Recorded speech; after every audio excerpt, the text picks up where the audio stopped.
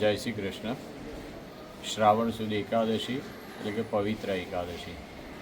ઠાકોરજીને શામળાજી ભગવાનને આજે સુંદર રીતે ભગવાનને પવિત્ર અર્પણ કરવામાં આવ્યા છે.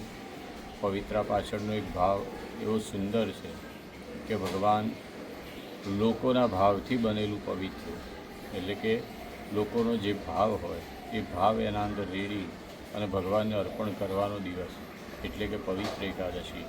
આવા સુંદર દિવસે ઠાકોરજીને સુંદર રીતે પવિત્ર અર્પણ કરી તેમાં સૌ પ્રથમ ભગવાનને કાચા સૂતરના તારનું પવિત્ર પણ અર્પણ કરવામાં આવ્યું છે.